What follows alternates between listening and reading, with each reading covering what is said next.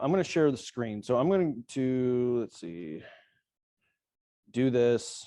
I'm doing everything through .loop today. There we go. All right. Can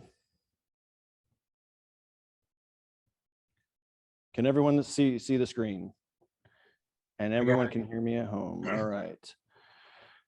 So I'm just starting a test loop here. So say we've got through all of the wonderful lead generation that we've been doing out there every single day, we got a listing appointment and we're prepping for the listing now. We want to be prepared when we go out to the listing and of course bring our listing paperwork. I think I actually went to a listing just totally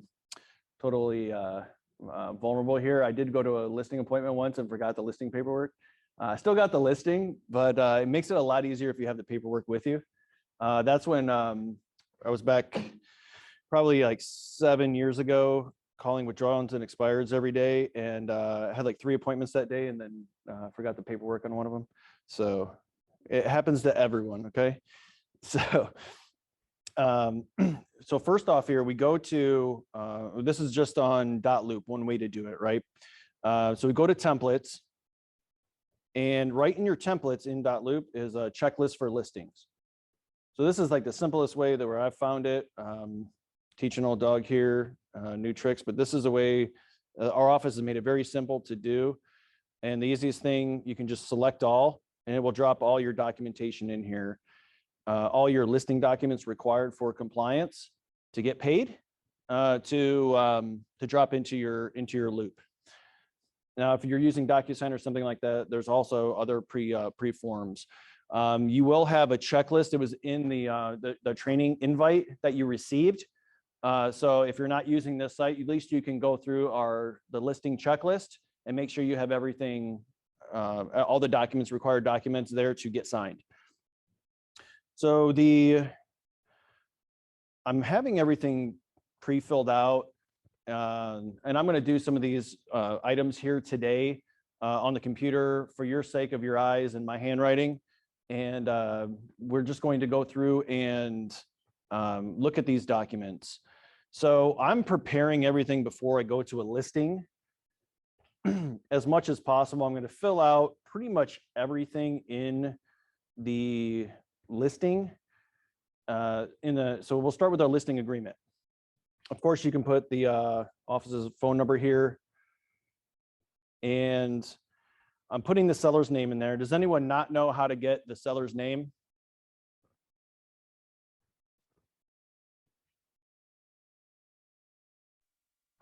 Actually, let me ask a quick question for everybody. If you can put it in the chat or everyone here, who here has taken a listing before? Me. I know Connor has. I know Don has. I don't know all of you out there. Or has anyone not taken a listing before? Okay. So the best way, so sometimes you will call someone, this has happened probably to everyone out there over the years, that you'll talk to, say, even a spouse, and they'll say, yeah, I want to sell the property right away. And come on over and list the house right away. So the best way to go is to the tax roll or realist. Does everyone know how to get there? Does anyone not know how to get there? As far as the chat goes, anyone not know how to get to realist? Okay, so realist or the tax roll will show all of the names that are on the deed. So anyone who's on the deed needs to be on the listing agreement. And they need to sign. Even if they're in the middle of a divorce or something, they both still need to sign. If someone does happen to pass away, a spouse, you can get we would need a death certificate for our compliance department and for title. So that surviving spouse would need to provide a death certificate over. If it is a, what do you call it? A trustee for an estate, you would get the trustee's information, or you would still put the estate or trust name into the listing agreement. But as far as the signature goes, that would be for the trustee or the PR, personal representative who are, or power of attorney who are signing on behalf of the will, trust, or estate. So, but still the name of the estate or trust or company goes into the listing agreement. Of course, make sure your address is correct. Those are some simple things. So your effective date is the date that the listing is going. So it's the same date. So it would be today's date. And I don't know, typically you can ask for a, as long of a listing period as you want. That's something I guess is negotiable with the seller. So you can ask for as long as time as you want. You can be competitive if you're in a competitive listing situation, if you want to shorten your listing period. So you can do some averages too on your CMA. Your CMA will show typically what how fast homes are selling in that certain area, or more importantly, price range. Back in the day, it used to take on average like 7 to 9 months for a luxury property to sell. So you wouldn't really want to take a 6-month listing appointment when on average they used to take longer to sell. And now it's like you could take like a 48-hour listing agreement. I'm just kidding. But the things have changed a little bit. They will go back probably to more normal. So one thing is a price. So this is one of the things I'd leave blank, because typically if I don't already have that figured out with the seller already before we go and list, typically we're doing that at the listing appointment, is deciding on the list price. So that's one thing that I will leave open or blank, and we'll fill that in later. One thing I do recommend you fill in the commission. If you're worried about, whatever discount or someone giving you like asking you for reduced commission, just put your 6% commission in there and like assume that that's what it is, right? Typically, you're not going to have a withdrawal fee. That's your call if you want to charge a withdrawal fee for some reason, if the seller needs to withdraw the listing, right?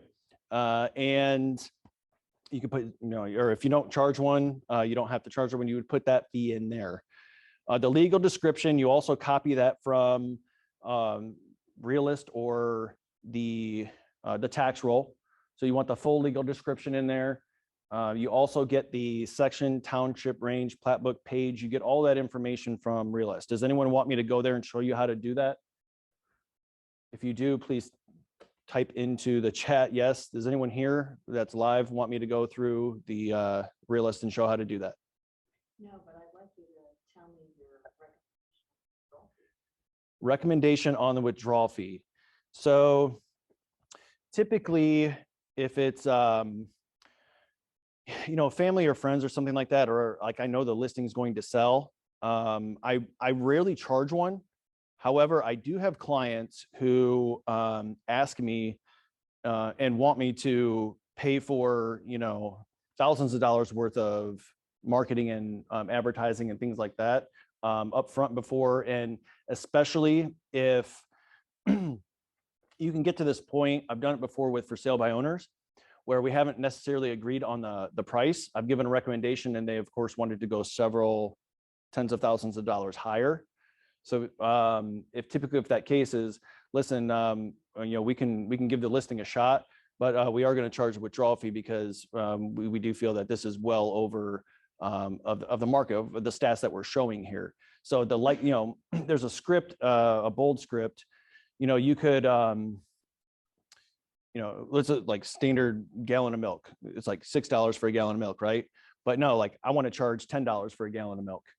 Like, okay, well, it doesn't matter if you rent one of those planes on the beach that has $10 of milk flying on it, with spotlights and everything on it. $10 of milk, $10 of milk. People are like, well, I'm not going to pay $10 for a gallon of milk when everywhere else is $6. So that's essentially the premise of, it doesn't matter all the money that we're going to throw at it. If it's overpriced, it's overpriced. So, and that's an instance where, okay, if it doesn't sell at this price and you want to withdraw the listing because of that, there will be a withdrawal fee for doing that. And then sometimes then they, and then I've actually had them come down on the price, even just on that conversation. So, sorry, I'm off on my page here. Did anyone want the legal description? Did you want me to fill this out? I mean, this is literally just copy and pasting through here off of Realist. We're usually always doing a brokerage sign, lockbox. If it's a condo, sometimes they don't allow a brokerage sign. So just look at the rules and regs on a condo or association. If you can or cannot have a sign. Of course, make sure they're U.S. citizens.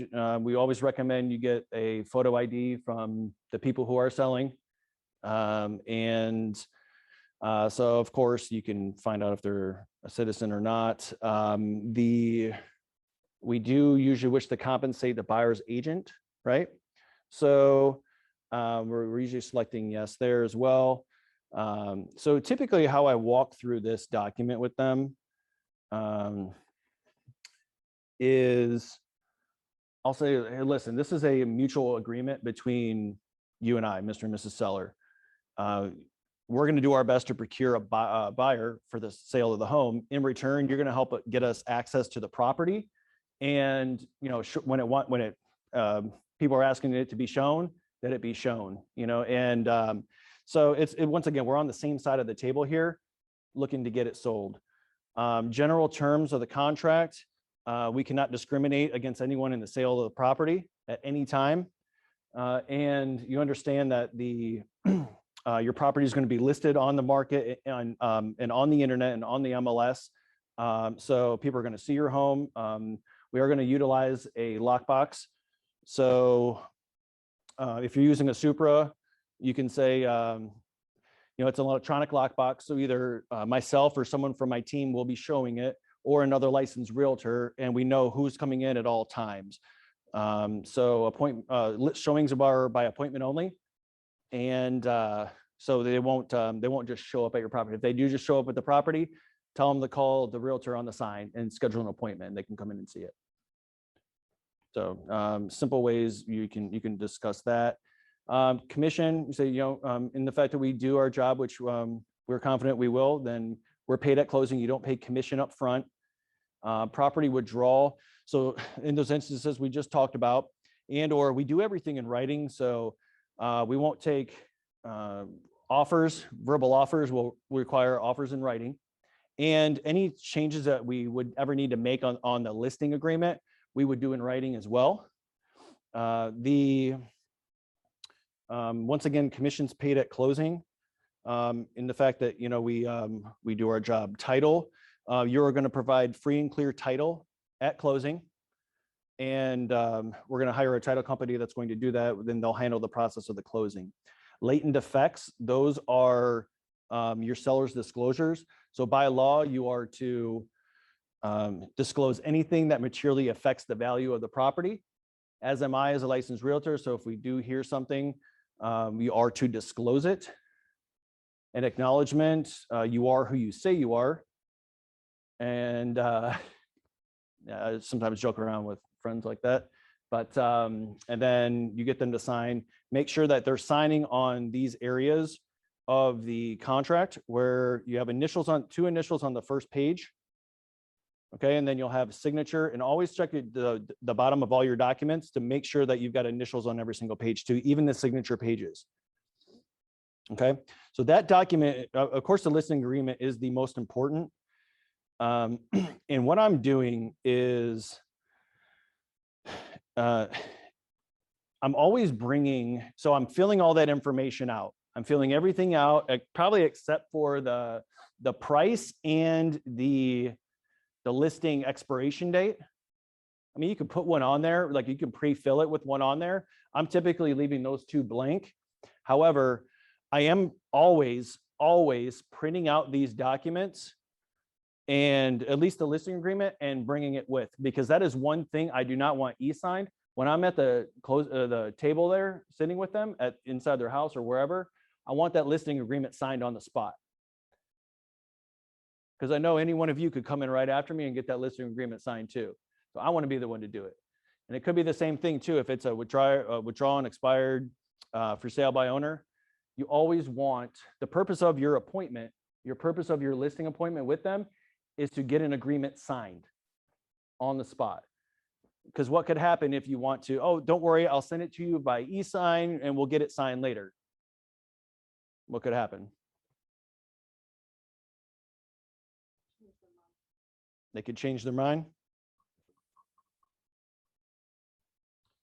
Have second thoughts, right? So any chance we have of getting that document signed on the spot, we do it.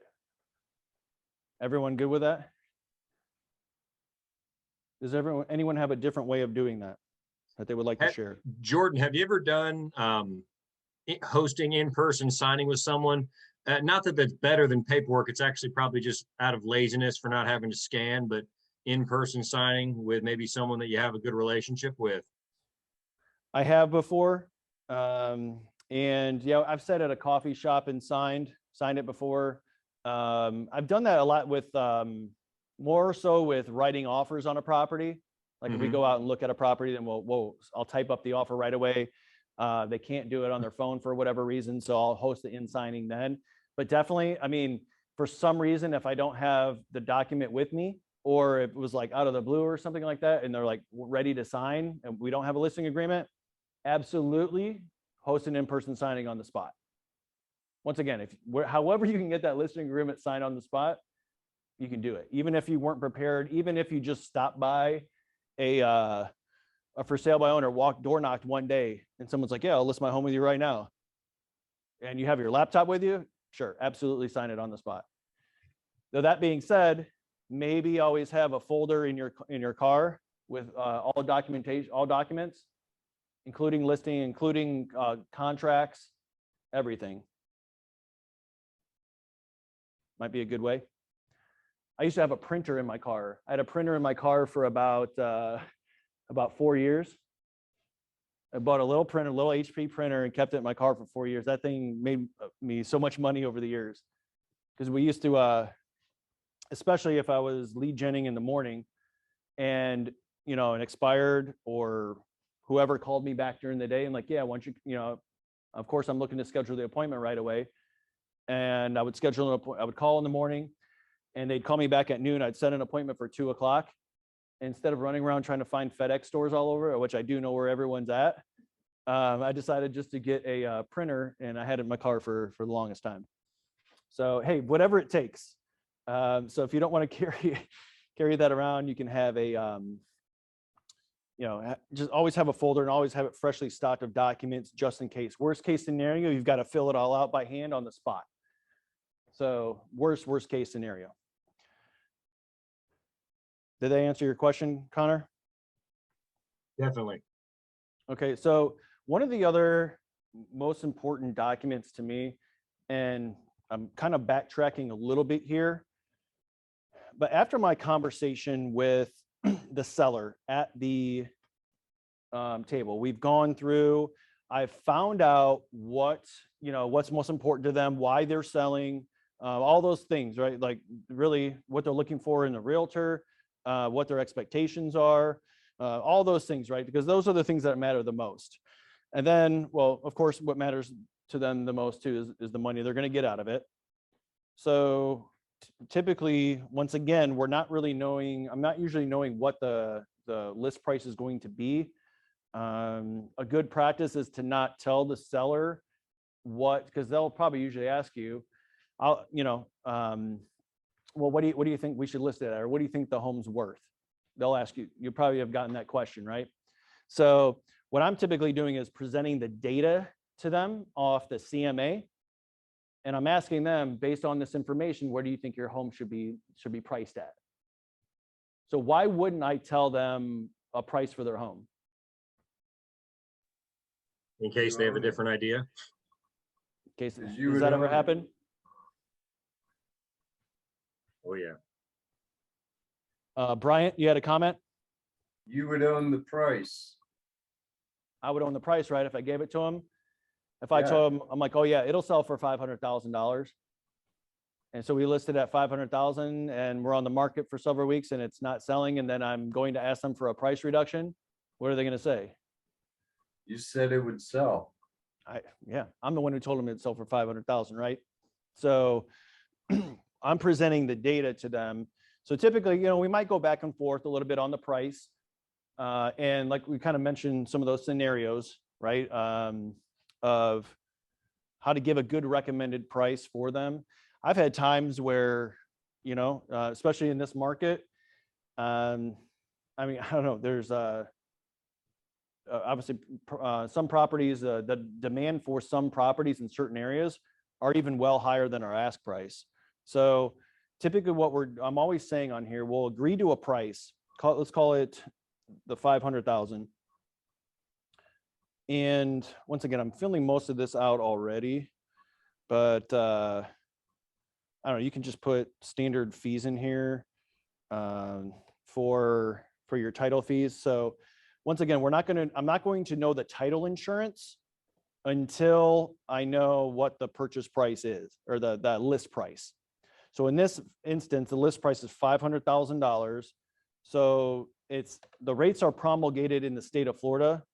This is another script I just used.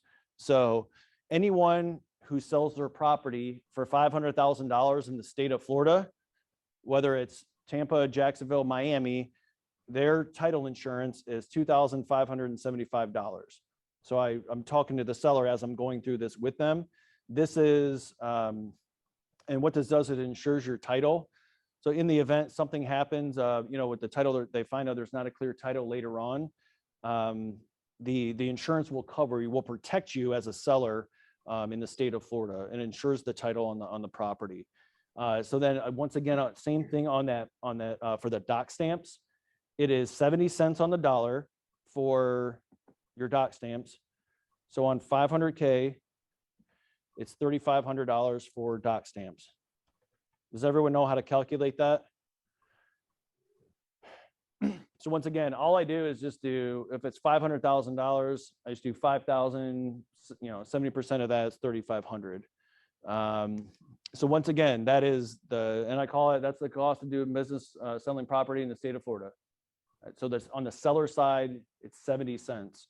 So once again, that's a promulgated rate. That's a flat, anyone who sells their property at 500,000, 70 cents on the dollar. Recording satisfaction of the mortgage. I typically put something here. I've seen like $50. You can kind of put one thing or there. Typically what I'll say is like the lender sometimes charges to get your payoff for the loan. So I don't want you to be surprised there if a fee is similar, just like the HOA on estoppels. I put on average on here most of the time around $250. If it isn't an HOA, if it's not in an HOA, you just leave that blank. But I'll usually say those about the same time, because once again, it's just a fee that the HOA charges to make sure to let the title company know that your your HOA fees are not in arrears. They're paid in full to this point. So HOAs and condo associations charge, I've seen those all the way up to $1,000 before. It's kind of absurd, but you do want to set that expectation up front that that's what those are. So we all know what 6% is on every single number that's ever existed, right? So 6% of 500K is 30 grand. And what we do is we split the commission with the other agent on the deal. So we'll split that 3 and 3 with the other agent on the other side, is what I'm saying to them. Home warranty. So I usually put this, we can put this per contract. So Mr. and Mrs. Seller, you can offer a home warranty up front, just like a builder does, like a 1-year home warranty to cover the appliances and everything on the house. Or you can save it in your back pocket for negotiation and say like, hey, we'll give you a full price offer. What would you pay for a home warranty for us? So sure, like you can do that. So typically, those can range from whatever $400 to $900 themselves. Typically when a seller's paying for it, sometimes we may do a seller paid home warranty up to $500 if the buyer wants all the bells and whistles on top of the insurance or the home warranty. they can pay for the difference or pay for the whole. Once again, all that is negotiable. So we're usually putting that per contract. You can ask them up front because you'll see on one of the other documents here on the listing amendment or the listing agreement addendum, it has a point on there whether they want to offer the home warranty up front, not at all, or undecided at this time. So usually they're undecided at that time, like, yeah, we'll just save it in our back pocket for negotiation. And usually sometimes that's a good way to get one of the last concessions on a deal is by saving that home warranty option. Maybe instead of making repairs as well. Closing coordinator fee, if you're charging them a transaction coordinator fee, that's where that goes there. Ours are always $395. Repairs, also putting per contract. Sometimes we know, because that's one of the things like sellers are going to ask you, right? Well, what repairs, what should I do to prep the home? So sometimes they'll know some repair costs up front there to get their home ready. Otherwise, I'll say even cash as is offers have a right to inspect. So say they come to the property. If it's a standard contract, they may have a repair list, which you agree to make. And all repairs are negotiable. I just had one today that had about 18 items on it. So we are negotiating that. So there could be some repair costs. They're all pretty minor. So I'm waiting on a quote from a handyman right now to, it's probably coming in any minute here, to let us know so I can advise the seller, hey, here's all the repairs. And this is what the quote the handyman gave, whatever, $2,800. So it's your call, Mr. and Mrs. Seller, if you want to make those repairs. On a standard contract, if they're warranted to make the repairs, they make them. On an as-is contract, the seller is not warranted to make repairs. So that's sometimes where that conversation comes up. Well, I want to sell, can I just sell my property as is only? I'm like, sure, you can, but it may make the buyer think, well, why, is there something wrong with it? So it may have an adverse effect later on if you're actually able to make the repairs, or we do have good handyman or roofing contract or whatever contacts for them to give. Sometimes it makes sense to make the repairs. Like even like I said, on an as-is, they're not warranted to. But if the buyer's like, hey, listen, we'll move forward with the deal if you fix X, Y, and Z, and it costs $2,800, and it's a good deal, a cash deal or something like that. Like, yeah, we'll make those repairs. It's fine. So it's really all up to the. So they're not warranted to make them though. So we see that a lot of everyone sending over as-is contracts and then expecting the repairs to be done. They're not warranted to be. Same thing with closing costs. I'll say typically we usually see first closing costs on first-time home buyers, or even depending on the price of like the 500K. If that's a first-time home buyer, more power to them. But typically we are seeing that on for first-time home buyers, and so they have enough for the down payment, but maybe not enough for the closing costs. So we're typically not expecting a discount on the house and them asking for closing costs as well. Like, hey, we'll give you full price if you help us with $3,000 in closing costs or something. In this market, we're not seeing hardly any closing costs being paid. At least I'm not seeing that on any of our listings getting offered on. Sometimes we'll see them as well where, they have enough money for it. However, it may be a house where, they just haven't updated anything since the 70s, right? So they'd rather, I'll talk, this conversation I'll have with the seller is, they'd rather pay more for the house and have more cash on hand to be able to, fix the floors or fix the cabinets or whatever, because we're as-is only. So sometimes they just want that cash on hand. They'd rather spread it out over 30 years of the mortgage and have the cash available to do the repairs, so or the renovations. But once again, we're not expecting a discount off the house and asking for closing costs.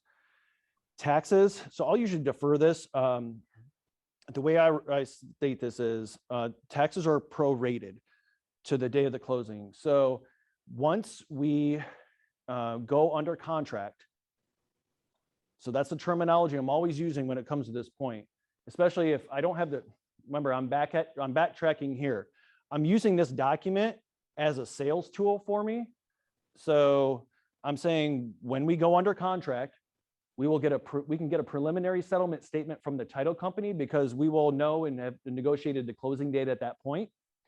And then we can get down to the penny of what the proration of taxes are going to be and the amount of money you're going to net. It'll be down to the penny.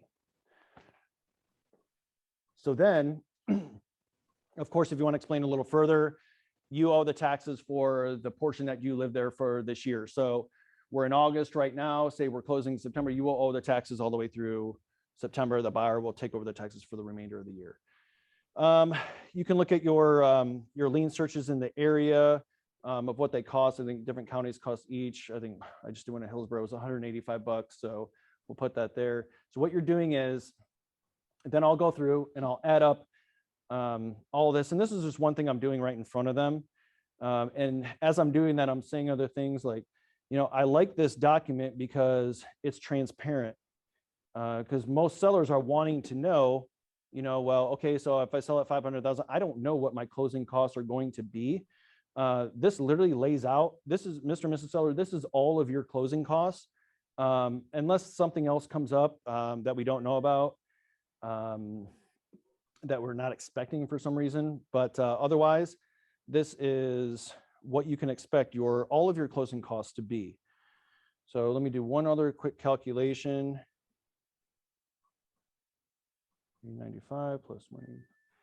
Presuming there's no other repairs, presuming there's no closing costs. Once again, sometimes you might be credited back on your proration of taxes. We'll see there later. But as of right now, your estimated expenses are $37,405. You have a 500K,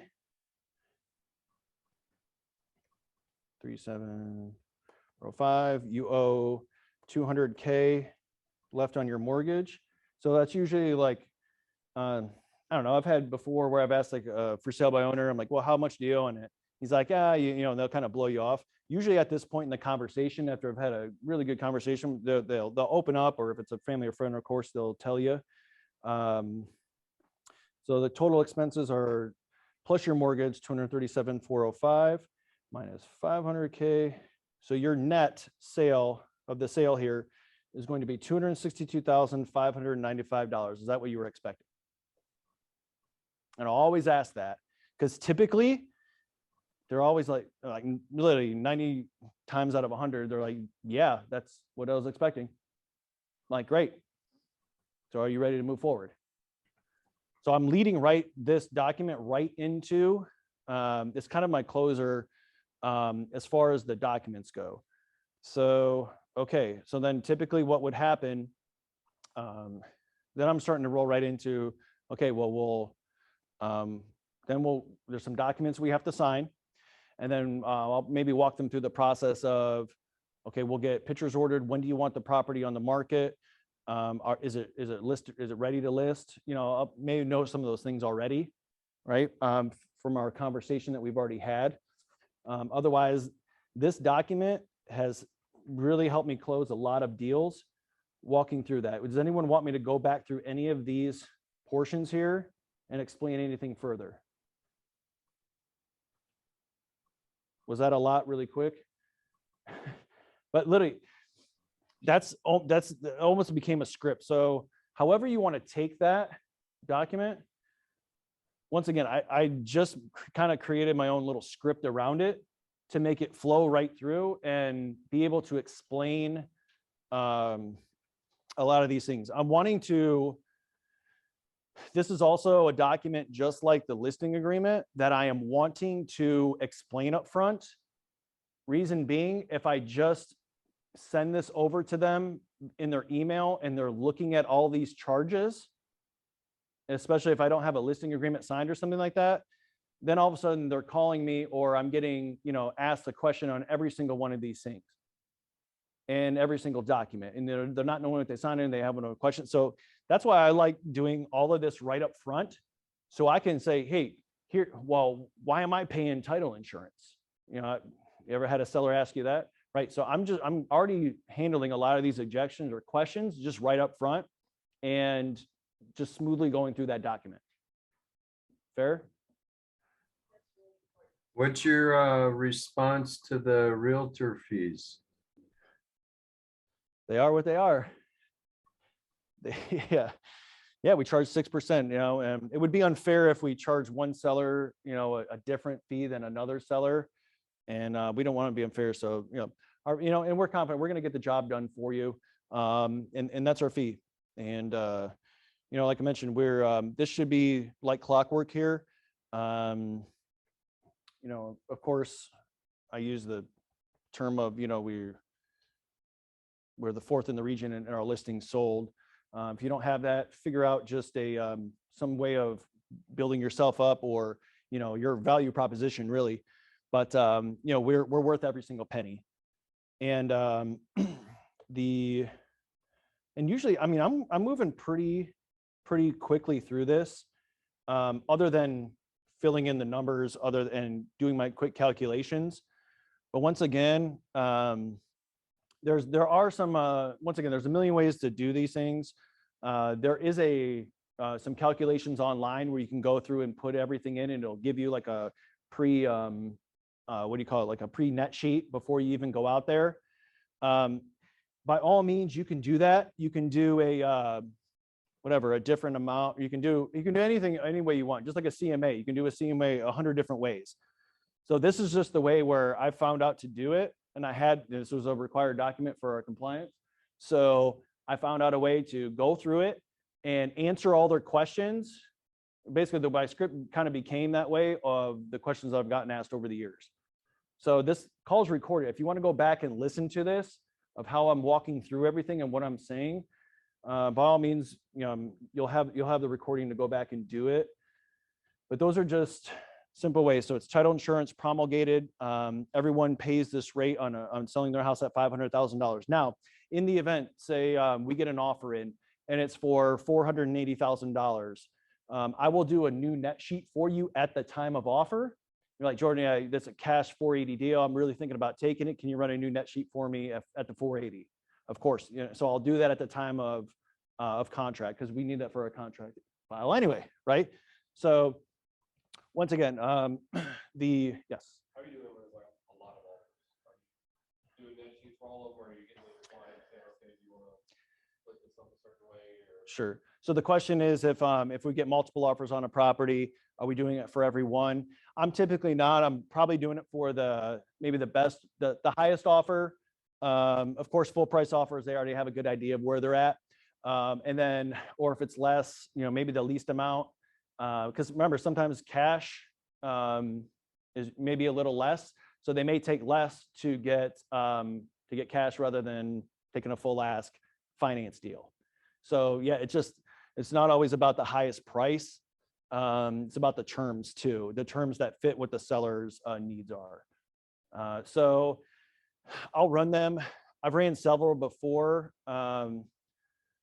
Sometimes I run them out there, especially on like a for sale by owner, because they have their price, what they're asking the market at, right? So I'll put that out there like, well, okay, so here's what your price is right now. And sometimes even with our fee into what they're asking, if like sometimes like, man, like that's actually priced pretty well, yet the for sale by owner has been on the market, like on Zillow, whatever, 30 days, and he hasn't sold. So I'll put my fee in here, and then I'll still walk through this document the exact same way. Say you were to list the property on the market. Has a realtor ever shown you this before? So this is really what I just kind of assume it and walk right through it. And whatever, even if they tell me how much they own the property or not, based on anything that you owe on it or not, here's what you're going to net from the sale of the property. Is that what you were expecting? And I've had multiple times for sale by owners, even with our fee in there, that they're still kind of getting what they want out of it. And I'm going to handle everything for you and keep you legally safe in the process, making sure you have the required documents. So buyer, you know, will least likely come back and sue you later. Yeah, it may be worth the money. You're still going to net the same amount anyway. So sometimes this is a tool that you can bring with you all the time and have it really prepared. It's been a huge tool in my business over the last several years. I have a question. Yes. You said that you like to get these documents done up front.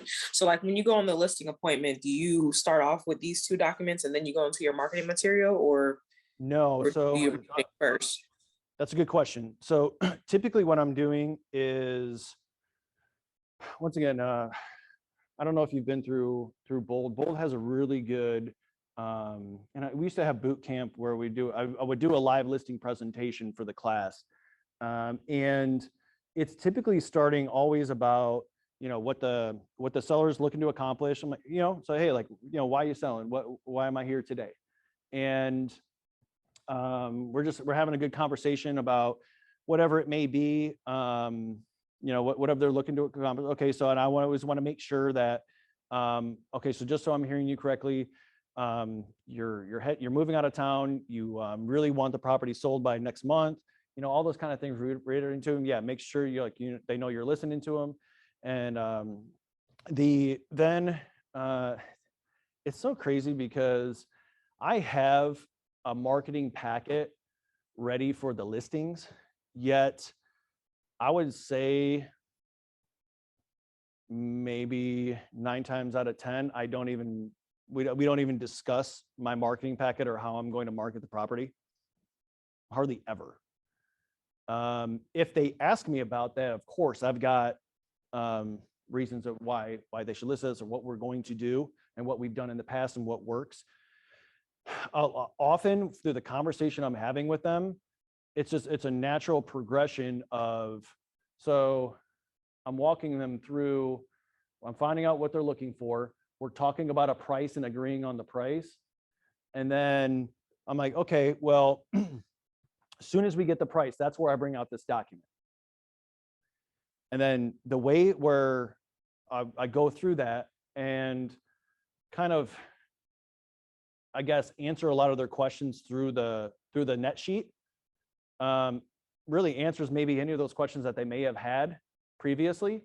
Or then what I'm rolling into right after that is kind of, I touched on it briefly, but I'm going into, okay, so now here's the plan. Based on everything you said, if you want that to happen, we should probably list your property by Thursday. Would it be photo ready by Thursday? Okay. So typically I can have the listing ready to go in less than a day. We're typically waiting on the pictures. So we want the home, photo ready, presuming we don't have to make any repairs, or everything we can have is pretty quick, right? This is a hypothetical.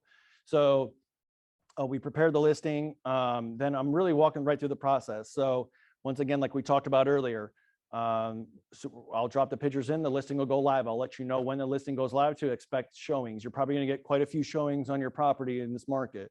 So once again, everything's by appointment only. And we'll let you know every time someone wants to see the property. I can set you up on our showing time, and you can approve the showings yourself, your choice.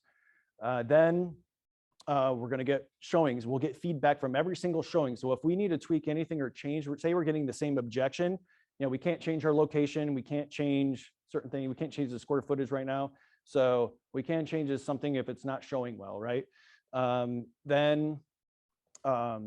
So we'll take that feedback. Sometimes we like to do open houses because we can get feedback from every single person too, kind of feel everybody out. This is maybe if we go back to a normal market. So then best feedback's an offer. By law, I'm to present every single offer to you. And whether it's a lowball offer or not, typically we might go back and forth in negotiation. If you have multiple offers, we can go to a multiple offer round. Give everyone, say, you're showing the property, we go live Thursday. You're getting showings Friday, Saturday, Sunday. We're doing open house Sunday. So we're trying to stack the showings, and so when people are coming, other people are leaving. When we tell them there's a lot of activity, they can literally see it. And then like, yeah, we're also having an open house too. So if you're interested in it, we do recommend that you offer on it. If we're doing a multiple offer, say highest and best by Monday, the following Monday at noon. So those may be some scenarios. So then you and the seller, or you and the buyer, will agree to terms. And then once you agreed and both parties have signed off on all price and terms, then you have an effective day. That's your executed contract. So that's when the clock starts ticking of, they'll have typically 3 days to submit their escrow deposit. And then they'll have usually, remember, even cash as is may have a right to inspect. So whatever, call it, used to be 15 days for inspection. Now it's like 2, or 0, I've seen. And then if it's a finance deal, then the appraisal may be in 2-3 weeks-ish. So, we'll just talk about those things when we get the offers in, and then negotiate them as they come in. And I'll just advise you the best way I can when they come in. So how's everything sound? So like that whole time, I walked them through like the moment we met all the way through exactly what's going to happen at the closing. So I guess one thing I left off was then the buyer will be doing their walkthrough the day before. So we'll make sure we'll help with your utility transfers. If there's a dual sale, we'll have that conversation all the way through. We'll have everything out before. Typically they're doing the walkthrough the night before or the morning of. So we'll have the house empty by the night before, and then we'll close on your house in the morning. And you'll usually, we can have you sign, say we close on a Friday, you can sign on Thursday. Buyer does their walkthrough Friday morning, goes right to the title company, signs, their money's wired over, and you close on the property. So once again, I'm walking them through every single thing that's going to happen in the transaction, especially if they're a first-time seller, or even if they sold a property before. And it just takes that anxiety out. I would say, well, maybe not in this market, but sellers typically have more anxiety than buyers do, because they're worried about getting their house prepped, ready, people coming to see it, keeping it clean. What am I going to get? My property is going to be on the market, all these kind of things, right? So I'm just trying to walk them through that entire process so they can see it, the light at the end of the tunnel, and know what to expect at the end of the day. That simple. Did that answer your question, Lori? Sorry, that was like a half-hour answer. Yeah, that answered it. Well, yeah, because you said like you don't normally go through your marketing. What about when you first started? Like, did you walk through it, or? Yeah, so well, my marketing packet when I first started was, I think it was E-Edge at the time. I don't even know if we still use E-Edge, but yeah. So, and it was just like the 13 things that a realtor does that sell a property, and that's what I'd put in front of them. Like, this is what I do. And so then over the years, you just kind of like, do things a little different. Or if you make a really nice, postcard for a flyer or for a property or something like that, you can bring those things with you and like literally show them. You can bring in, brought in tablets before. I can't think of the site, but I went in, it was an expired, nice home, didn't sell. I took all the pictures and made like a cool, at least what I thought was cool, like a video booklet thing with like a, like a slideshow video, not just like a video tour, but like a all out video with their property and like all these things about it. And they're like, wow, like this is what we need. I literally got the listing on that. So I just took the previous pictures of their property and whatnot and made that. Otherwise, I've seen, other very top agents in this market, even in this market center, have, a stack of, their marketing packet they left behind. One of them had, it was like a Remax broker, I think. She had every single sale that she had ever done in her marketing packet. So she had like a big 3-ring binder. I saw it sitting right on the counter. I was like, okay, well, I know who I'm going up against. So, you could just see those things out there. Once again, bring all your tools with you. And if you need to use them, you use them. But if you don't need to use them, I'm not going to go in and maybe talk about stuff that I don't necessarily need to, or not, they don't really care about. I'm going to ask them what they care about, what's important to you. If one of the things they said is, I want to know how my property is going to be marketed. Okay, that's when I bring that out. So if it's not, if they maybe trust me and know what I'm going to do otherwise, I don't know. So it's not that I don't do it. It's just if you do, if you go to KW Connect, there are a ton of resources on what you can do. There's your listing presentation. There's a KW listing presentation. All you got to do is plug and play, put your picture in there, put your bio in, put all those things in, and it'll just walk you right through. You can print it out and bring it with you, and you can use that presentation, and it walks through all the things, the sites that are that their home will be listed on, what the power of KW and what that does for them. And I'll have literature about Keller Williams as well. So use the resources that we have here and make that presentation if you don't have one already, or you can make one up yourself with things that make you different than everybody else and why they should list with you, or how you market homes. You may market homes differently than I do. So did that answer your question? Yes, basically you're saying if that's something that matters to them, then go through it. But if not, kind of go through the process of how they're going to sell their house, taking them from the meeting until the end. Sure. Well, think about it like a car salesman, right? So say you go to a lot and you know exactly what vehicle you want from that lot. Yet the guy walks out and says, hey, listen, no, this is the car over here that you want because it's got navigation, it's got sunroof, it's got all these bells and whistles you want. And you're like, well, I don't really care about that. I don't want that. Nor am I going to pay for it. I want this. So all they had to do was, well, here's what you want. Show them what they want. What they're asking. Yeah, like the salesperson, they need to know all those things, what the nav does, like all the bells and whistles, what they do.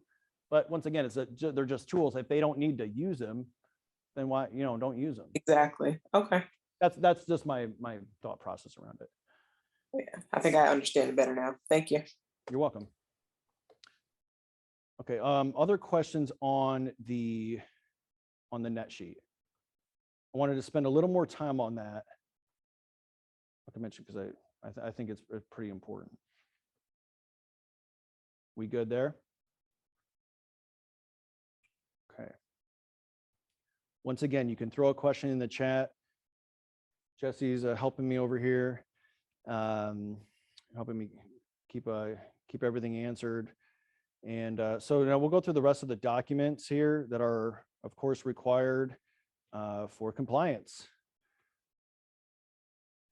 and to keep you protected. All right, so we've got, I just moved everything around. Addendum to the listing agreement. I need to move this. Once again, if you can fill this in, pre-populated in when you first get the listing. This is just a test run here, so I don't have any of this stuff filled out. You're going to put your name here. Again, you're walking through these documents. Over the time, the more and more you do them, and of course, before you start going on your first listing appointments, look over these documents first, read them inside and out, and then I'm usually taking like one or two things from each one out of there and just explaining each part of it instead of reading. If you have a high D across the table from you, they're just like sometimes already signing, and I'm not even reading through these documents. You ever had that happen? So so I'm saying so first off here, you're authorizing us to list your property. Once again, from the listing agreement, we're on the same side of the table here, looking to get your property sold. So agency status, shoot, you know what? This is not the way I go through this. So the next thing after the listing agreement, I go to the single agency notice, the single agency brokerage notice. And I usually have these printed out. I'm sorry that I'm not smooth enough with this right now to go through. So I'm going through this single agent agency relationship. So I'm saying, Mr. and Mrs. Seller, this is my relationship to you. I'm a single agent. I deal with you and you alone. So anything, I must be honest, fair, must be confidential with all the information that you shared. You tell me. I must give you full disclosure on anything that I hear about the property. So say like an offer is like, or a buyer comes in, they're like, oh yeah, I'd give them full price offer, but I only want to offer 450 instead of the 500. I'm like, I have to disclose all of that information. Anything I hear, I give you full disclosure on. And this is just saying that you understand my relationship to you. Have them sign. Next, we go to the transition to transaction broker. So in the event that we bring the buyer or another agent from our brokerage brings a buyer, this means that we have to treat the other party, the buyer, honestly and fairly as well. I can't treat them unfairly in the process because I have your property listed. They sign the document. Once again, for time's sake here, I'm not going to read through every single line item here. Go through these documents. These are things that I say that will go through here that will cover you And then two, we have to deal honestly and fairly with everyone. All funds will be accounted for, timelines will be accounted for on the contract. However you want to say it, go through and give a brief synopsis of the document. And unless they want you to read the whole thing to them, once again, it's up to your client and in your relationship and what the kind of the conversation you're having with them. Typically, unless you're representing them as a transaction broker to begin with, then you start with your transaction broker notice and you don't need the single agency or transition to consent to, because you're representing them as a transaction broker. Via our broker here, it is to that you are a single agent. You are to represent them as a single agent in the event that you transition to a transaction broker. It gives a higher level of fiduciary responsibility for yourself to them, and it's typically a benefit for your client to be acting as a single agent on their behalf. So I'm typically doing that before I'm doing the addendum, just so I can explain that. So when I go to this addendum to the listing agreement, hey, we already discussed the brokerage relationship. I've already discussed that, with you. Affiliated services, by law, any brokers are required to disclose any mutual interest that they have with another company. So any affiliated service we will disclose with you. Sign, we will put up a sold sign in the yard, or we will eventually put up a sold sign. We're going to put up a for sale sign in the yard. We do that because we get a lot of sign calls on it. And like in the event where someone shows up at your property unannounced for a showing, then have them call the number on the sign. Hold harmless. So you agree to hold broker hold harmless for any, so say like a inspector comes in and they put their foot through their ceiling, they're going to have insurance to cover those things. They're liable for that. This is saying they're hold harmless to us for doing that. Wire or electronic communications. We will never, myself or anyone from our team will never send you any wiring instructions. You will only receive those from a title company. For some reason, in the event you do ever get instructions that has my name on it, don't do anything with it and notify me right away. And also on your showing, this is a good time to ask that, especially if you see like a Ring doorbell or anything, that we have to disclose if you have recording or listening devices in the household. If you're going to be listening during the showings, we do have to disclose that to the buyer. So what I had a client do the other day, they control, that everything's automated. So they just turned off their Wi-Fi during the showings. So I just put that in the listing that Wi-Fi is turned off during showings. So they know that the cameras are off. It just, you want the buyer to feel comfortable in the house, right? So we don't want to make them feel like they can't be comfortable. They can't talk about the property in their house. So it's typically a good idea to turn it off. Is my recommendation anyway. They don't have to listen to me, but so multiple listing service. Once again, if this is going to be whether you, so say it's an instance like, hey, yep, I don't want to list or I don't want the property to go on the market till the end of the month. So, just come back and we'll get the listing agreement signed, in a month when I'm ready to list, when the property is ready to go live. Well, to save both of our time, I have all the paperwork with me. We can get it signed real quick right now. And what we actually have is a delayed entry into the MLS. So it's a document we have to sign anyway if we're delaying the property in the MLS. So I've got the document right here with me. We'll just get everything signed right now. So if you're delaying, if it's going to be outside of 5 days, you do have to get the appropriate documentation signed. We'll go over that in a minute here. Internet website.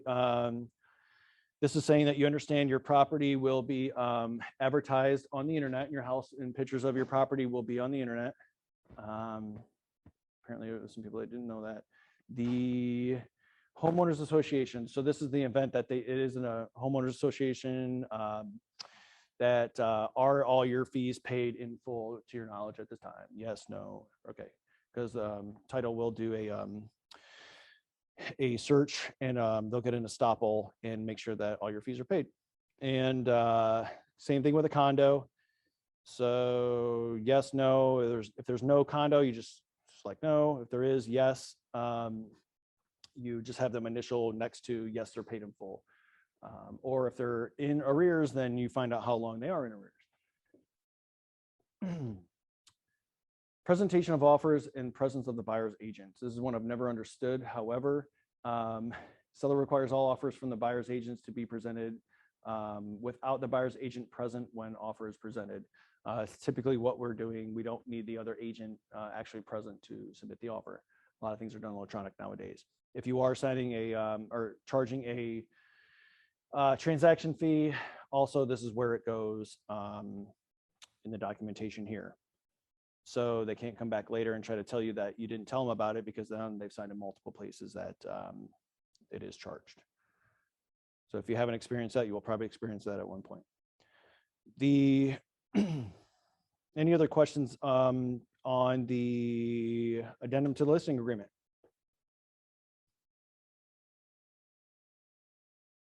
Everyone excited still?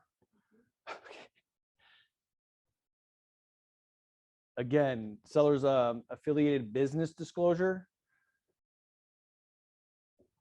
So once again, any brokers that has a affiliated business relationship must disclose it. Keller Williams does have an affiliated business with Star Title Partners. So well, this is just our disclosure saying that they have an interest in that company. And then this is the title insurance from the other page, from their net sheet. What was it, 2575? So that would go here. Your title insurance, 575 or whatever it is. You can talk about title at that point. You can authorize now. Do you mind using Star Title Partners for the closing? It's, they're right out of our office. It's easy accessible here, and their fees are fair. And so we'll click yes, and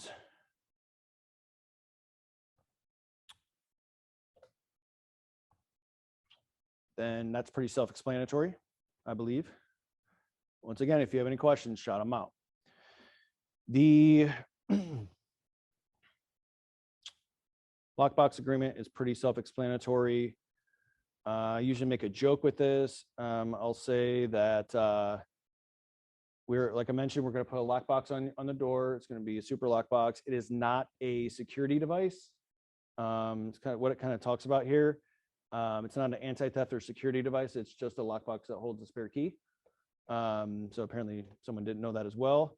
That's our lockbox agreement notice for that. Now we can go into Homeowners Association. That's pretty self-explanatory as well. Usually I'm wanting to know this up front when I'm doing the comps for the property. When I'm running my CMA, I'll look at, maybe especially if you don't know their neighbor, because that'll happen often. Just look at the other listings in the neighborhood to know what their HOA fee is. Definitely confirm that with the seller of what they're paying per month. Sometimes they'll say they don't know, and sometimes they pay quarterly, annually. They may not know. Definitely confirm that with them. Maybe get it in writing.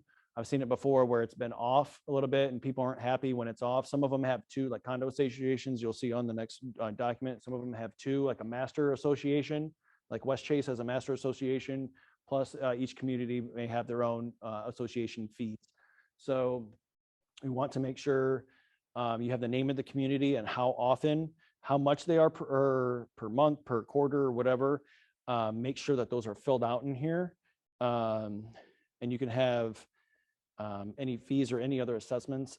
Some properties, some townhomes, condos may have assessments as well. You want to make sure those are all disclosed up front. And once again, this is a seller's disclosure form. It's their HOA disclosure.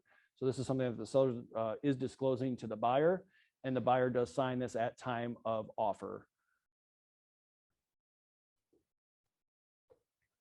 The condominium disclosure, once again here, So this is one document, the condo disclosure and the seller's disclosure, seller's property disclosure are documents that I always bring with to have them hand signed at the listing agreement or the time of listing appointment, I mean. Because if any one of you have tried to fill this out via a DocuSign.loop platform, it is very challenging to complete. So it is so much easier to just fill it out by hand right there at the table. The clients will often ask you, like, what, so should I disclose this or should I disclose that? I'm typically saying, listen, I cannot tell you not to disclose something. So if you feel the need to, you disclose. Once again, if it's something that materially affects the value of the property, which I guess is substantial, depending on who it is, I'll just defer. I'll tell me if you feel like it's something you should disclose, especially too if it's like, hey, we had the AC leaked, whatever, 7 years ago. We had it repaired right away. The drywall was repaired, piping was repaired, everything's fine with it. Sometimes people are okay with that, but that's something that that they had repaired and it should be disclosed. So, and I tell them it's okay if you don't know something, you put don't know, especially some of the homes that have been, bungalows maybe built in the 30s, 40s, whatever. You're not going to know everything that happened to the property at any point. So if they do know, they must disclose though. Make sure as well, Jesse can probably attend to this, Tanya, everyone, that make sure you get your initials on the bottom of every page, including the signature page. There's also initials at the bottom. Upload this to the MLS. Also get this at time of contract when they're making sure the buyer has acknowledged that they saw the disclosures and they're offering what they're offering. Especially too if they come back during the inspection period and they're like, oh well, the inspector found that there was a little stain on the wall. Like, well, the seller disclosed that there was a leak there and they had it fixed. They just didn't fix the drywall there or whatever it may be. So it's like, it's not something that we didn't disclose already, so some ways that you can get around some of those things. Does anyone have any questions on the disclosures? Sometimes it's a sensitive topic.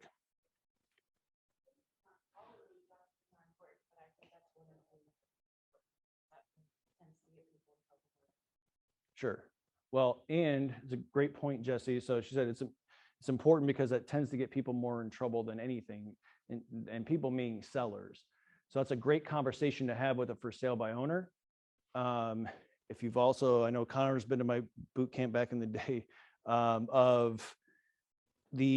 we would do a problem presentation for a for sale by owner, which is different than the listing presentation. And the problem presentation walks right through that of asking the seller if they have a copy of their seller's disclosure. And half the time they'll look at you and be like, well, what's that?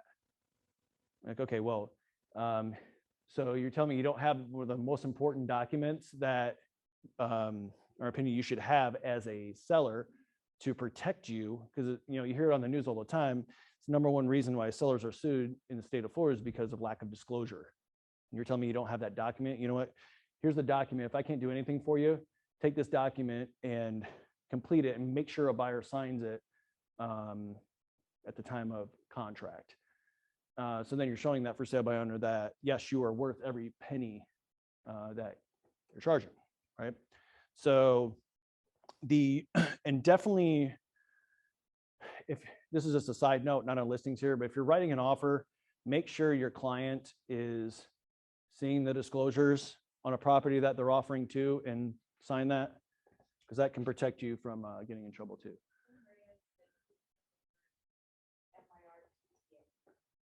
FERPTA. Okay.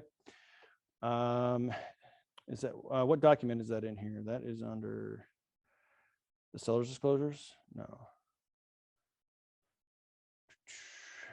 FERPTA is under a purchase contract, which is Oh, I'm trying to see where it's, okay, it is on the seller's disclosure here. So the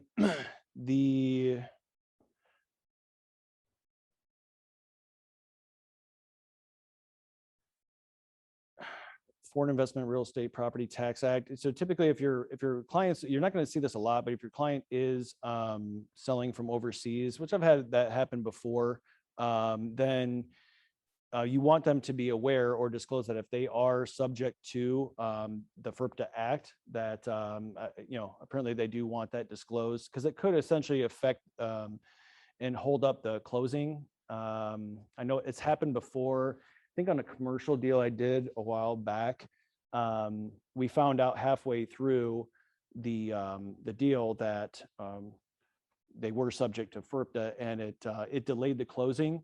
So that's why you want to know that up front. And if the client doesn't feel like they do know that, then of course you see on here, consult your legal or tax professional to make sure if they do or if they are or not subject to it. And sometimes we may not know, and even if you do or don't know, you're not a attorney or a CPA. So if you have any doubt or any indication that they would be subject to it, definitely you can refer them to an attorney, or definitely have them consult their attorney or their CPA in case they are. Because once again, it could hold up closing if if title needs documentation from the IRS or wherever they're selling from. So that's the only reason where that probably would come up. Does not happen often, but especially if they're citizens in the state here, you won't see that typically coming up. But never assume anything in this business. So maybe always give disclaimers of, you're here, I'm here for the role. I'll tell the sellers this all the time of, the situation's about you and your plan. I'm here to find out what that plan is and help you facilitate it. I'm here to help you facilitate the sale of the property, and that only. Like instances like this, I'm not an inspector, licensed inspector. I'm not sure how that's going to come up on a report. All those kind of things. Give a general disclosure on those kinds of things where you're going to protect yourself. And I'm literally letting them know, like, this is my lane, and here's what I'm looking to accomplish here. And we're gonna find you a buyer, and we're gonna sell your property. So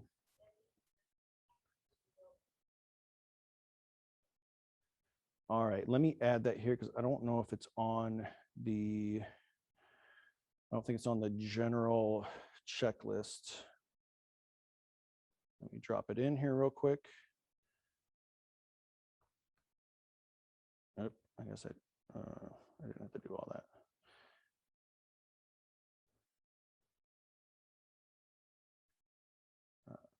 Check exactly where it's at.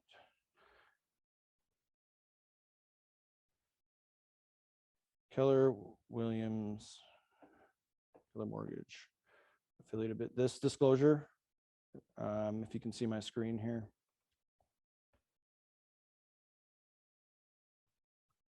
I'm sorry, who asked the question? Debbie, is this the document you're referring to?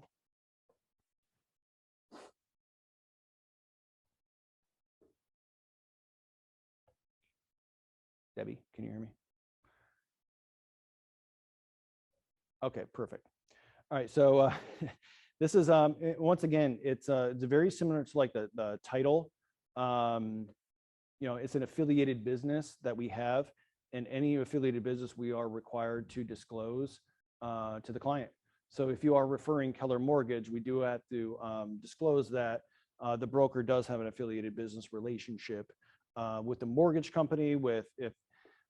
Say, I don't know, yourself, say you own a title company, say you own a insurance company, whatever it may be, those must be disclosed to the client, that you're not just referring them over, but you do have a interest in that company.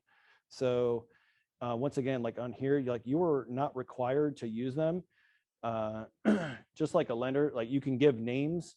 We were usually always giving 3 names of mortgage companies, title companies, inspectors. I had that, it's happened to me before. You know, the client pushed me to get a quick inspection done. So I called an inspector early in my business, and inspector went over, everything was going fine until something didn't go fine. And then, you know, they asked, well, how did you find the inspector? Well, my realtor made me use them, you know, and it was like totally maybe not how it went down, but that's how it's perceived. So this is just one of those instances where, you know, you can refer them over to them. This is an option for you to use or to have the. What if you're not referring them to Keller Mortgage? You're doing them to Van Dyke or 3 other different ones. Do they still have to sign it? I would still disclose it, that we have a Is it a relationship. requirement? It's not required.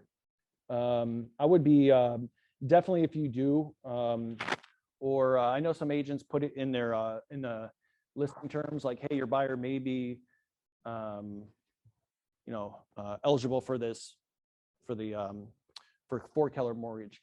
It is not required, though, to my knowledge. Okay. So I don't believe it is. I haven't. I had a feeling it would be on the checklist if it was required.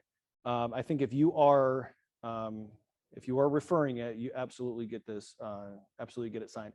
Once again, even if you're not, maybe get it signed anyway if you're not required to. But just to protect you. But absolutely, if you are recommending it, definitely get the disclosure signed. So especially to a buyer, not necessarily on the listing. You definitely don't. It's not required for a listing, but maybe on a buyer side. So Okay. yes, yeah. So that may be, yeah, maybe on the different documents here, but not on this listing checklist. Thank you. Yeah. Yep. So Jesse said, if it's required in command, then you absolutely get it signed, and Okay. you won't get paid if you don't get it signed. So if you want to get paid, I mean, I love this stuff, but I like getting paid for it too. Again, also a lot of questions on continuing on disclosures on the seller's non-occupancy disclosure. This is one of my least favorite documents in the history of real estate. That if a seller has never occupied a property, that they can fill out this non-occupancy disclosure and not have to disclose anything, right? I think this came about in the bank days where, you know, mortgages were sold 100 times and, you know, transferred so many hands, and, you know, sellers wanted to have a quick document banks wanted a quick document how to not have to fill out the seller's disclosure every single time because they were unaware of anything on the property, right? So once again, if your client has never occupied the property, say they're investors and flipping it, they are still to disclose anything that materially affects the value of that property. So it leaves you spaces here for them to fill out. And typically, you know, a lot of the things that you're doing when you're making a feature sheet for the property, of all the things that they've done to the property, typically if it's mostly cosmetic, you can see that. But if they had to, you know, fix something because it was faulty or things like that, I mean, once again, I would highly recommend that they disclose it. And once again, people like moving into a brand new house, or, you know, like with everything fully updated, you know. So most buyers are going to see that anyway. And so once again, you cannot tell anyone to not disclose anything, or you can, but I advise them not to disclose anything that if they feel like, if they're asking me about it too, you know, if you're asking me about it, maybe you should disclose it. Once again, as licensed realtors, we are to disclose. So let's see here. This is going to so the exclusion. So if say it's the event where, hey, we're we're listing, we're gonna get the listing document signed today, yet I'm not quite ready to list the property for another 3 weeks or whatever. Say, okay, so then we'll fill out the temporary to exclude the listing from the MLS form. Once again, here you put the same information as the listing agreement in, and then you're gonna put a projected date of when they are. And this becomes kind of a pain sometimes now that this is required by the MLS, because sometimes we have a plan to put the property on the market in a week, but then plans can change, right? So, you know, typically I might try to maybe give a little buffer here to protect, you know, save yourself a little bit of paperwork and trouble. But you know, typically I'm trying to put the best plan together I can with the seller of, hey, here's our plan, here's what we're going to, here's our target, because I have to schedule photographers and whatever, all this kind of stuff in the meantime. But so typically we're putting a date on there of when it's going to be entered into the MLS. Always get your seller's initials every place where you can here. We are required to, this document is required by the MLS now. So I think this, if you're not aware, it was required because I think agents were taking listings and then not putting them in the MLS right now because they were trying to market them off the MLS to get both sides of the transaction or something like that. So it's required now. If and this must be uploaded to the MLS, to your MLS, to your listing every time you have one of these, and they do check. Speaking from experience, it was in the trial days, so even if it's an agent on your team, if it's not yourself, make sure you're responsible. You make sure everyone is responsible for having all these documents in place. If for some reason you're not entering it into the MLS, you would put that here. You're probably not dealing with this often because more than likely you are entering it into the MLS. So yes.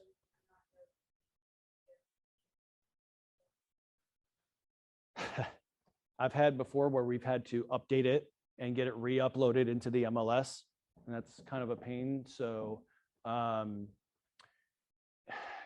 because it was a scenario where they were doing repair on the property, and then it's raining every day and all this kind of thing. So the contractors get delayed, and then the listing had to get delayed for another like week or something like that. So I didn't want to get fined. So then all we did was we got the updated date on there. We put the updated document over.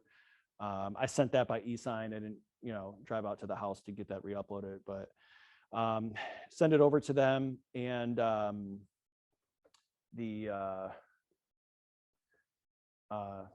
for the client to sign, to update the date on it and re-upload it to the MLS if you have to. Just one of those things that's kind of grueling and painful to do, but it is required, so we have to do it. And just try not to get bogged down with some of those things that we just have to do. So Would you recommend going further out a little bit? would I recommend going further out of Bay? I would, yes. I would consult with Howard or the the higher ups on exactly what they would want from you to do, but I would recommend going a little further out just in case. Once again, just to make sure if there's like a little buffer like that, or it could be a day or two. To be honest, I mean, I had pictures delayed 2 days in a row because of rain last week. So, those things just happen, so yeah, leave a slight buffer. If it goes in before, it goes in before.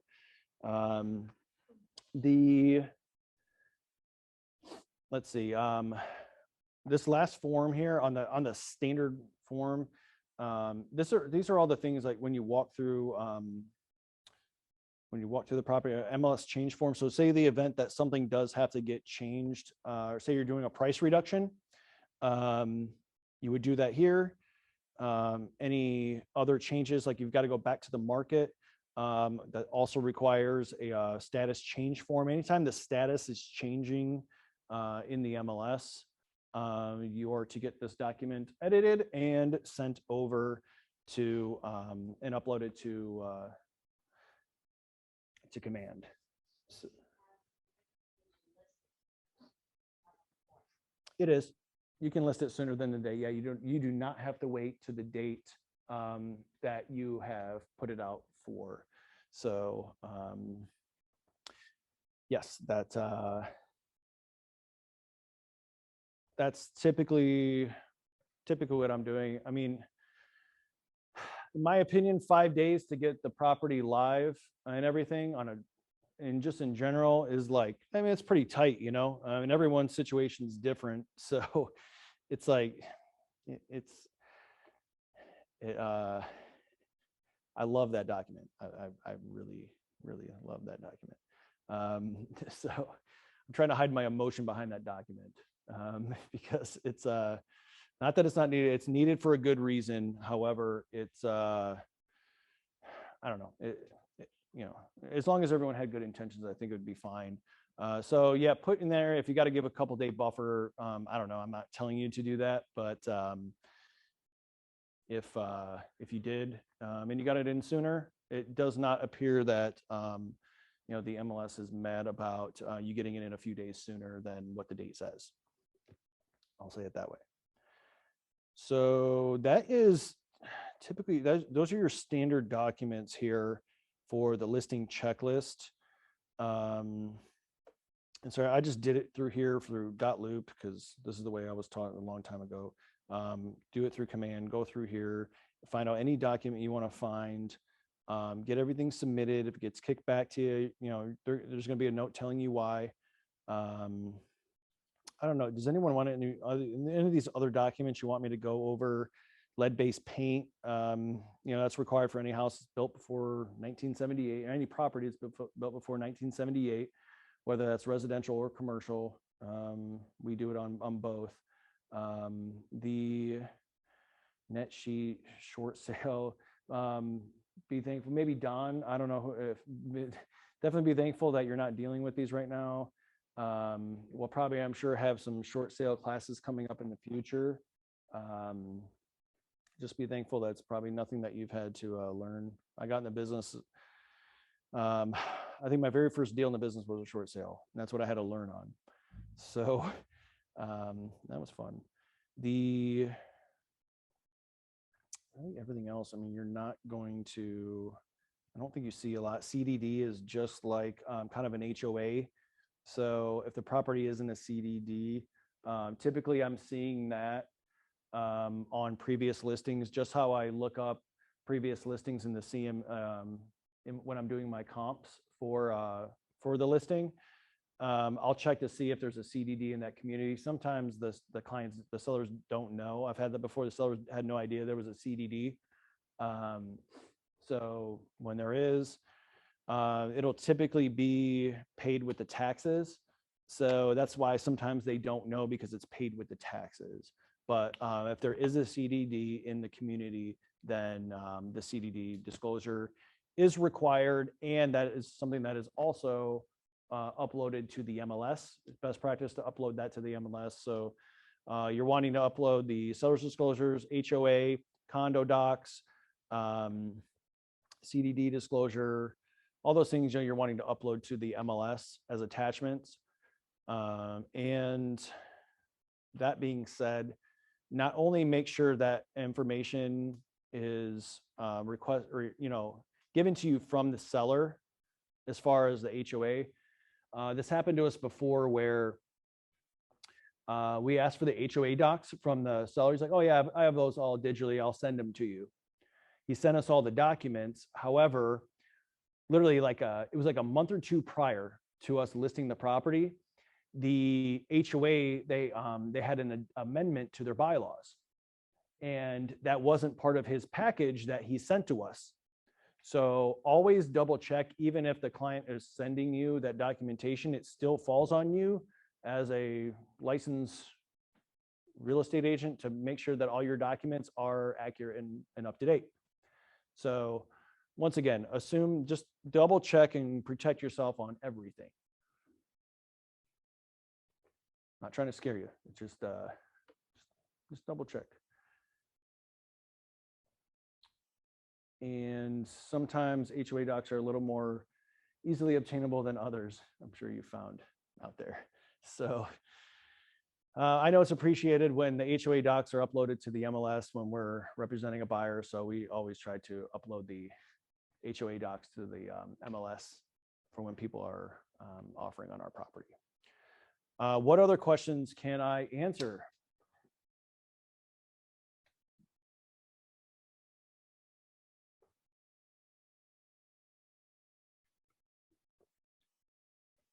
Who's ready to take a listing today? Who never wants to take a listing again? Now, like I said, this stuff's easy as long as, once again, I'm prepping everything out. So the least I have to fill out in the listing appointment, you know, I find the better. So I'm just filling in a couple of spaces and then I'm reading, giving a quick synopsis of everything on the document, walking them through that. So once again, I'm answering a lot of their questions during the filling out the documentation form of it. And then the more you do it, the more listings you take, the faster you'll get. Your listing appointments will be shorter and you'll get your listing doc signed. And for some reason, if you forget to bring something with you, as far as your docs goes, you can send them maybe like the lockbox agreement after, like, oh, shoot, I forgot to send it to you. I'm going to send you this document, whatever. But 100% get your listing agreement signed at the house. Then you will have a listing and you will be ready to go. So if there aren't any other questions, can I get like one or two ahas of something that you learned today? Real quick, I know we're right at time here. Is there a quick aha or anything that anyone learned?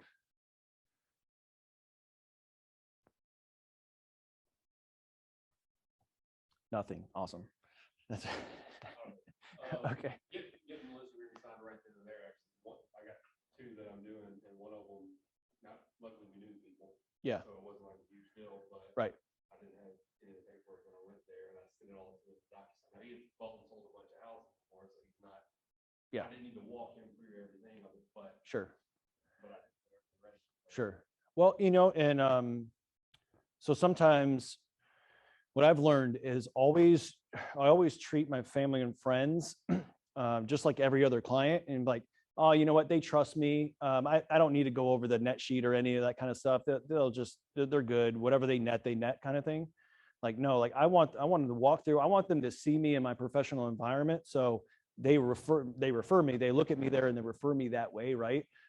So yeah, that's just one thing that I think maybe we've all done it or something like that, you know, but yeah, it's just, I don't know. I've had it before where I didn't think someone was going to list and then they did. And I was like, oh, geez.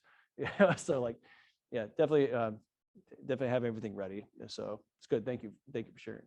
Anything else? Any other ahas? Anything else anyone learned that they would like to share?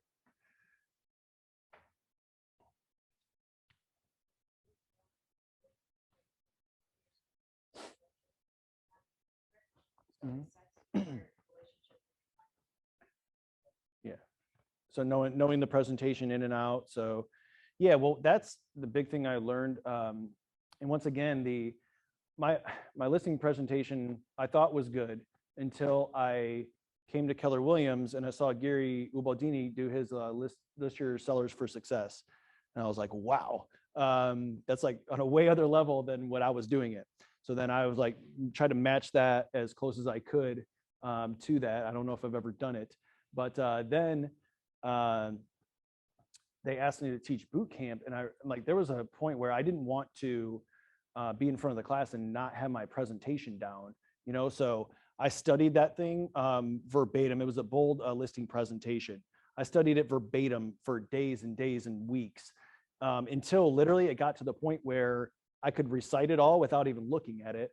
And then it gets to the point where, so I did that for teaching. And then I realized when I'm in the listing presentation, I'm like, actually my conversion ratio on my listing presentations has now increased. Because what happens is you're starting, you listen more to what the client's saying rather than trying to think about what you're going to say. Now that's the same thing with these documents. You're trying to sit there thinking about, oh, well, what was this document again, or what is it? So it's all just as quickly as you can flow through it, the better. Thank you for sharing that, Jesse. So present the net sheet sooner.